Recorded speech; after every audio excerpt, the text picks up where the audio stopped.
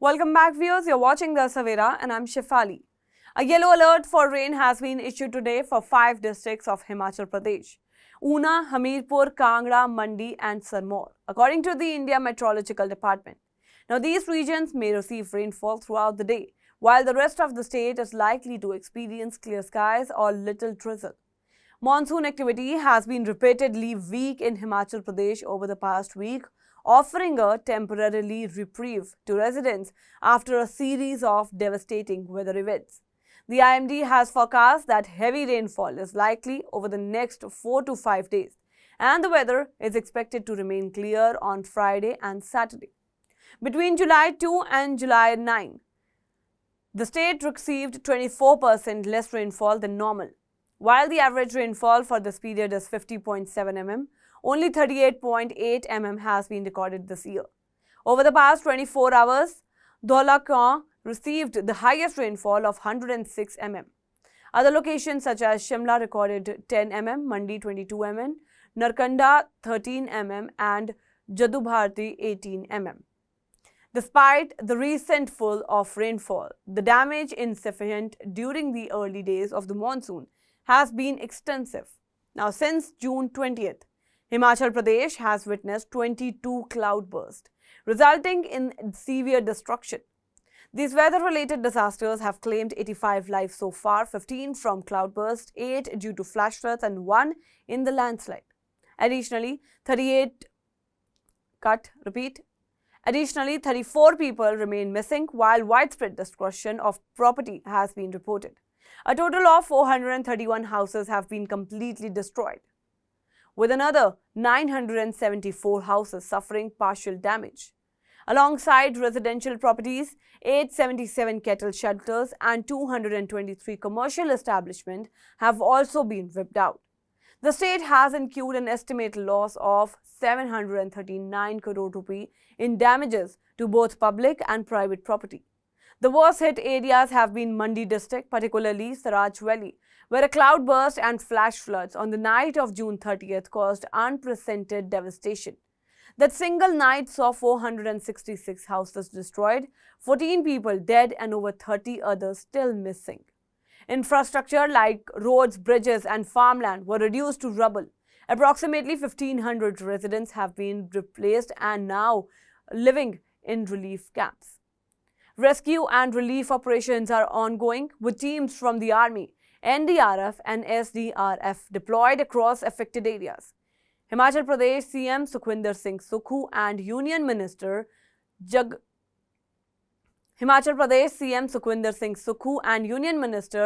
Prakash Nadda visited Mandi to meet affected families and assess the damage on the ground. Now, during his visit, the Bhagshat in Saraj constituency, CM Sukhu announced a financial aid package. Families whose houses were destroyed will receive 7 lakh rupee each to rebuild. A cabinet decision will soon formalize this provision. Additionally, families who lost livestock will be given 50,000 per cow. The Chief Minister urged residents to avoid rebuilding homes near rivers and streams due to the rising frequency of cloudburst. He emphasized that the importance of relocating homes to safer zones at least 50 to 100 meters from water bodies. The CM also pointed out the need for central government approval to allocate forest land for rehabilitation. With 68% of Himachal Pradesh under forest cover and only 32% inhabited by 70 lakh residents, securing land for the displaced requires clearance from the center.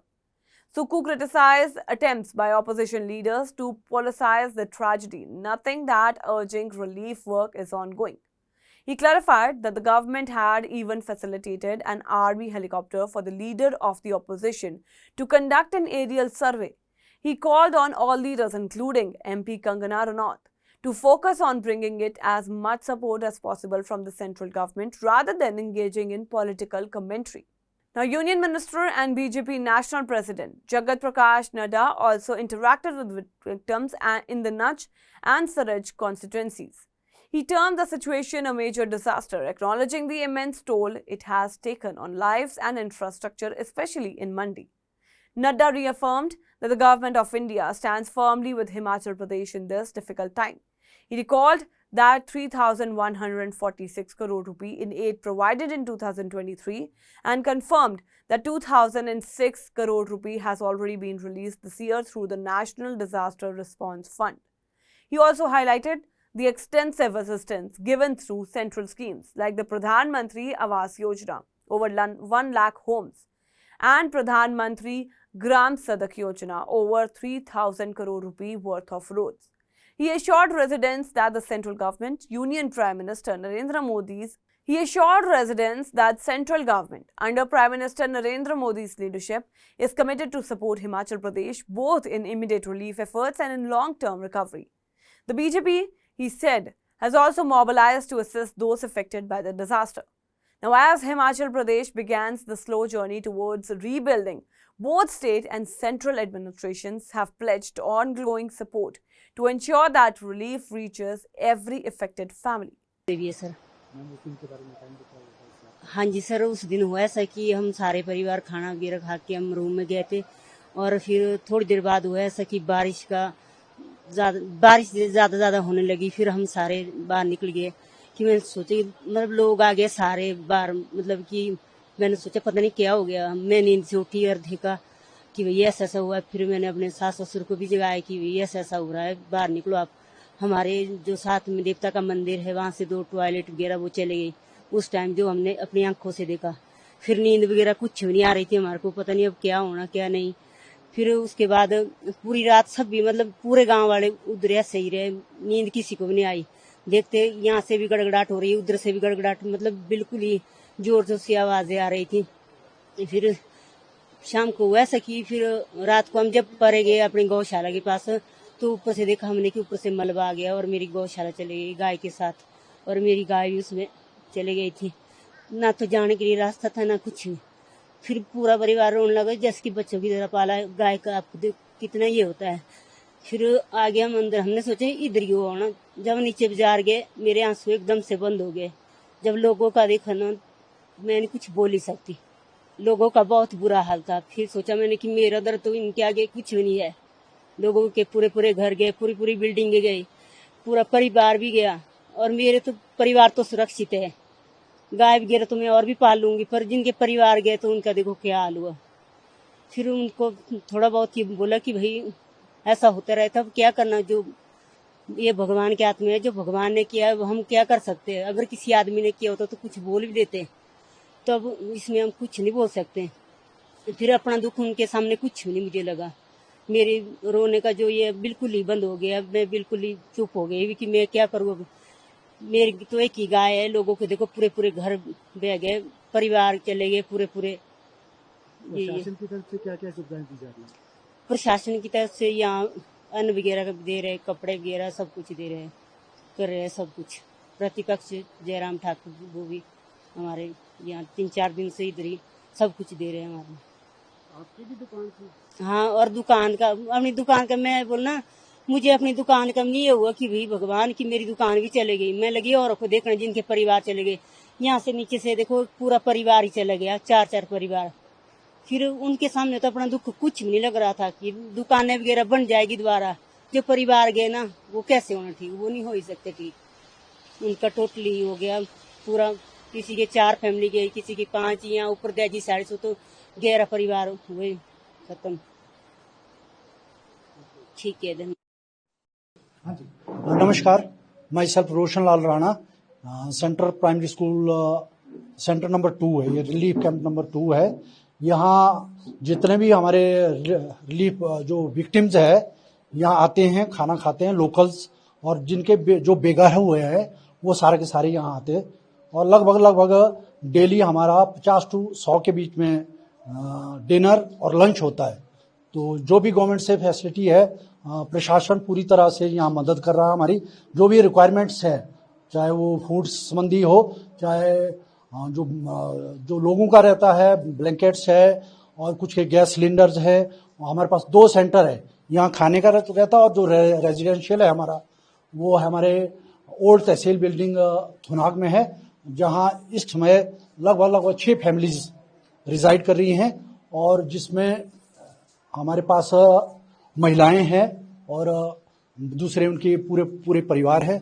और उनको हम सारी की सारी blankets और दूसरे sanitary kits और चप्पल्स और ये चीज़ें दे रहे हैं। और जो भी उनकी रिक्वायरमेंट्स होती है वो हम उनको प्रोवाइड करते हैं। और जो भी तहसील से हमारे एसडीएम ऑफिस से भी ऑर्डर्स आते हैं उनको फैसिलिटी देने के लिए वो सारी की सारी चीज़ें हम इसमें उपलब्ध करा रहे हैं उनको। लगभग कितना नुकसान हो चुका है? यहाँ तो इन करोड़ है, बहुत ज़्यादा नुकसान है। और पूरा का पूरा जो है बाजार है वो पूरा का पूरा यहाँ इसमें जो प्रशासनिक तौर पर हमारे पास जो आंकड़े हैं अभी हमने पंचायत से लिए तो वो 65 जो घर है वो पूरे के पूरे डिस्ट्रॉय हो चुके हैं। बाकी आंशिक रूप से भी लगभग 100 से ऊपर घर जो है वो डिस्ट्रॉय हुए हैं। और फैमिलीज तो लगभग पूरी यहाँ से जो है शिफ्ट हो चुकी है, जो सेफर प्लेसेस के लिए वो गई हैं। बाकी तो वो प्रशासन तो पूरी मदद कर रहा है और एनजीओज वो भी मदद कर रहा है। बाकी लंगर भी यहाँ लोगों उसमें भी लगभग 4 लंगर लगे हुए हैं हमारे मेन बाजार में और एसडीएम ऑफिस में और उस जो हमारे सेक्रेटेरिएट में वहाँ काफ़ी लंगर लगे हुए हैं। और बाकी जो गवर्नमेंट के हमारे जो रिलीफ कैंप है, एक हमारा सामने है रेस्ट हाउस और दूसरा है सेंटर प्राइमरी स्कूल जहाँ आप अभी रिपोर्टिंग कर रहे हैं, ये है। तो यहाँ संख्या 50 से 100 मैंने पहले ही बोला और उधर ज़्यादा है। रेस्ट हाउस में लगभग 200 से 250 का चलता है। बाकी लंगर में है, लंगर में वो ज़्यादा नियरेस्ट अप्रोचेबल है और वहाँ इजी है, थोड़ा यहाँ आने जाने के लिए समस्या रहती है। जो बुजुर्ग लोग हैं वो लंगर में भी ले रहे हैं भोजन अपना। बाकी ऐसे प्रशासन के तौर पर कोई ज़्यादा समस्या नहीं आ रही है। जो भी जिस पब्लिक की या लोगों की ग्रीवेंसेस है मतलब रिक्वायरमेंट्स है वो फुलफिल हो रही है। बाकी इससे बार और ज़्यादा नुकसान है हमारे जो पंचायत से है, डीजी पंचायत है, वहाँ लोगों को ज़्यादा दिक्कत है क्योंकि कनेक्टिविटी का अभी तक उतना ज़्यादा नहीं हो पाया है। प्रशासन तो पूरा का पूरा कर रहा है, तो यहाँ कनेक्टिविटी हो चुकी है, मोबाइल सेवा भी बहाल होगी, इलेक्ट्रिसिटी भी है होगी और पानी की जो है वो टेम्परेरी व्यवस्था कर ली गई है यहाँ, इस तरह से। बाकी और कुछ जानकारी अगर लेना चाहते हैं तो आप कर सकते हैं। ठीक है। गौशाला भी बह गई? गौशाला हमारे पास 16 का आंकड़ा है गौशाला, जिसमें बहुत सारे मवेशी है, बकरियां हैं, भेड़ है, दूसरी गाय है। तो वो भी हमारे पंचायत से हमने अभी गए थे, पंचायत बॉडी में जो रिपोर्ट बनी हुई है वो वहाँ से भी ले सकते हैं। 65 बताए उसमें गौशाला भी है और घर है 65 है। गौशाला आई थिंक एग्जैक्ट फिगर उन्हीं के पास है। 16 गौशाला चली गई है और जिसमें कि 21 बकरियां हैं। बाकी गाड़ियां बहुत ज़्यादा, लगभग 150 के करीब जो है यहाँ से गाड़ियां जो है बह चुकी है। आंकड़ा इससे भी ज़्यादा हो सकता है। लोग कितने बहे हैं? लोग का एग्जैक्ट तो नहीं, 16 का आंकड़ा 11 पीछे की पंचायत से देजी पंचायत है और 5 का यहाँ से है, जो कि हमारे स्कूल के जैसे हमारे स्कूल के एक एलए उनके 4 परिवार बह गए। अभी मिसिंग है, अभी मिले नहीं है, तो वो है स्थानीय नीचे से यहाँ इस पंचायत से। बाकी एग्जैक्ट तो बाद में ही लगेगा पता, जो टूरिस्ट थे कितने थे आए उनका हमारे पास आंकड़ा नहीं है। पहले भी ऐसी बात आई कि इसी बार आई? पहले आई थी इतने लार्ज स्केल में नहीं, तो ये मुझे लगता है ये बाढ़ इस बार की आज तक के इतिहास में इस तरह का मंजर नहीं देखा। जहां हम अपने घर में थे वहां हमने देखा कि जो वाटर लेवल है, जो खड्ड का जो वाटर लेवल जो ऊपर उठा वो लगभग 30 से 40 फुट ऊपर उठा। और हमारे सामने हम फायर ब्रिगेड के वहाँ सामने बिल्डिंग में थे, तो वहाँ से ट्रांसफार्मर और फायर ब्रिगेड के नीचे के जो पिलर है वो हमारे सामने बहे, बहुत ज़्यादा गाड़ियाँ बही। वो तो मंजर हमने अपने सामने देखा। बहुत ज़्यादा नुकसान है, जानी नुकसान भी है और प्रॉपर्टी का तो जो भरपाई करना वो तो बहुत ही मुश्किल है, परंतु प्रशासन कर भी रहा है, गवर्नमेंट भी कर रही है और एनजीओ संगठन भी अपनी तरफ से भरपूर कोशिश कर रहे हैं और रिलीफ दे रहे हैं। तो त्रासदी इतना ज़्यादा है कि इसको इतनी ज़्यादा स्पीड अप फास्ट रिकवर करना है ये थोड़ा मुश्किल हुआ। ऊपर से विकट परिस्थितियां, बरसात कंटिन्यू चली है और लोग सहमे हुए हैं। जैसे भी थोड़ा पानी का थोड़ा ज़्यादा बढ़ता है तो लोग एकदम से घर से बाहर आ जाते हैं। तो ये दिक्कत आ रही है थोड़ा प्रशासनिक तौर पर भी। बाकी जो जितने भी एनजीओज है और दूसरी जो रिलीफ कैंप में हमें भी समस्या आ रही है मौसम की, बाकी तो ठीक चला हुआ है। वैसे ऑलमोस्ट जो जहाँ तक खाद्य सामग्री है वो ऑलमोस्ट काफ़ी मात्रा में मिल भी रही है और आगे हो भी रही है। ये चीज़ें हैं इस तरह का है। बताना चाहेंगे उस दिन क्या क्या हुआ था? उस दिन ऐसी तूफान आया कि भाई बिल्कुल कोई भी चीज वहां पे कुछ भी नहीं बचा हुआ, जिसमें भेड़ बकरियां थी, गाय भी थी, हर एक चीज वहां पे आज की डेट में बिल्कुल साफ है, बिल्कुल कुछ भी नहीं बचा हुआ है वहां पे। मेरे पास लमसम कोई 100 बकरियां थी, वो भी चला गई। उसके बाद 4 गाय थी, जर्सी गाय, वो भी चला गई। 3 मकान थे वहां पे, वो भी चला गए। 3 वहां पे हमारा परिवार 10 बंदों का था, सिर्फ वही परिवार बचा। गाय के कपड़े थे वही बचे और कुछ नहीं बचा वहां पे। इस टाइम वहां देखा जाए तो वहां कोई ऐसा बोल नहीं सकते, वहां घर भी बने हुए थे, बिल्कुल साफ हो गया वहां पे। कितने के लोग बहन हैं? हाँ जी, ये लोग कितने बहन हैं? वहाँ 2 भाई, एक फादर मेरा रहता था। हाँ जी, 10 परिवार सारे थे हम, और 10 के हाँ जी, हाँ जी। वहाँ कुछ नहीं बचा, हमारे जितने भी थे वो कुछ नहीं बचा वहाँ पे। हम सिर्फ हमारे परिवार बचे, हम बचे बस, और कुछ नहीं बचा वहाँ पे। बाकी जो लोग हैं वो कहाँ ठहरे हैं? बाकी लोग अभी स्थानीय जैसे हमारे हाँ, जो स्थानीय हमारा एरिया है, जहाँ हमारा गांव है, वहाँ पे हम ऊपर रह रहे हैं। वहाँ के हमारे एरिया में हर इंसान हमारी हेल्प कर रहा है, ऐसा कुछ नहीं है। पर वहाँ पे नीचे कुछ भी नहीं बचा हुआ है, वहाँ हमारे लिए हेल्प गांव वाले कर रहे हैं, हर चीज वहाँ गांव वाले कर रहे हैं, और हम वहाँ रह रहे हैं। जंगल है, वो जंगल के साथ वो एरिया है, वहाँ रह रहे हैं हम। सरकार से अभी तक तो फिलहाल कुछ नहीं है। अभी बता रहे हैं कि भाई मिलेगा, सब कुछ मिलेगा, मगर थोड़ा वहाँ रास्ता है ही नहीं। चलने फिरने के बाद दिक्कत है, रोडे ब्लॉक है, वहाँ आने की कोई संभावना नहीं है। जब वहाँ पहुंचेगी तो सुविधा सरकार हर चीज बोल रही है कि भाई हम देंगे, मगर अभी तक कुछ नहीं है ऐसा। ऐसी बाढ़ आपने पहले भी कभी देखी? नहीं, ऐसी बाढ़ ना कभी हमने देखी, ना कभी आई। हमारा दादा परदादा वहाँ रहता था, वो भी वहाँ पे गुजर गए, मगर वहाँ ऐसी बाढ़ कोई नहीं आई। अब वो ऐसी बाढ़ आई कि वो जो देखने के लायक नहीं है। वहाँ जमीन मेरी थी, कम से कम 7-8 बीघे जमीन थी, वहाँ पे कोई भी एरिया नहीं बचा जमीन का जो कि वहाँ देखने लायक है। कि हम सरकार से मदद करेंगे कि भाई हमें कोई सुरक्षित जगह दिया जाए, वहाँ पे आप मौका किया जाए कि भाई वहाँ के हालात, ना जगह है, ना जमीन है, ना घर है, ना बार है। हमें कोई ऐसी सुरक्षित जगह मिले जाए, वहाँ घर भी मिले, वहाँ 2 रोटी कमाने के लिए हमारे लिए जमीन भी मिले। मैं जैसे यही उम्मीद करना चाहता हूँ सरकार से, ये है।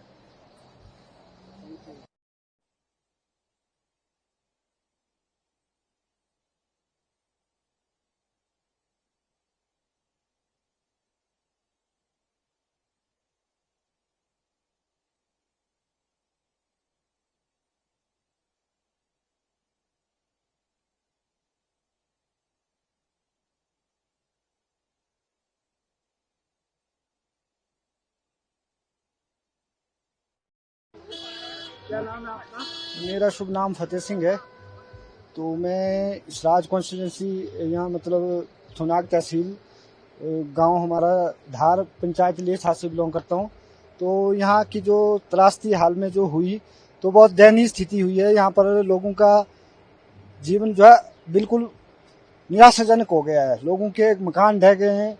हमारे साथ लगते हुए गांव में जहां हम स्थानीय है, तो वहां पर 7-2-4 मकान जो है मतलब बिल्कुल ढह गए हैं। उनकी भेड़ बकरियां, गांव चंगनी जो है साथ में लगती है, तो पूरा मकान जो है मतलब क्षतिग्रस्त। हम लोग खुद अपनी जिंदगी बचाने के लिए जो है मतलब वहां अपने आप को ही मतलब व्यस्त रहे। तो इस स्थिति में मतलब इतने हालात खराब है कि मतलब यहाँ जो स्थानीय जनता जो है बहुत परेशानी में है। तो ऐसा मेरा मानना है कि हम चाहते हैं कि प्रशासन जो है इसके प्रति जो मतलब घर जाके घर में सुख सुविधाएं प्रदान करे। जिन लोगों के मकान बहे हैं और जिनकी भेड़ बकरियां जो बिल्कुल जीने लायक नहीं रहे हैं, उनके लिए जो सरकार जो है हर संभव सहायता करे। तो ये हमारा आपसे निवेदन है, सरकार से भी निवेदन है कि इस जनता के प्रति जो मतलब जो जिन लोगों का नुकसान बहुत हुआ है, उनके प्रति जो है सरकार जो है संवेदनशील बने। तो हमारी यही आपसे विनती है सरकार स्थानीय। That's all for now on this update. Stay tuned to the Savera, download the app and follow us on various social media platforms.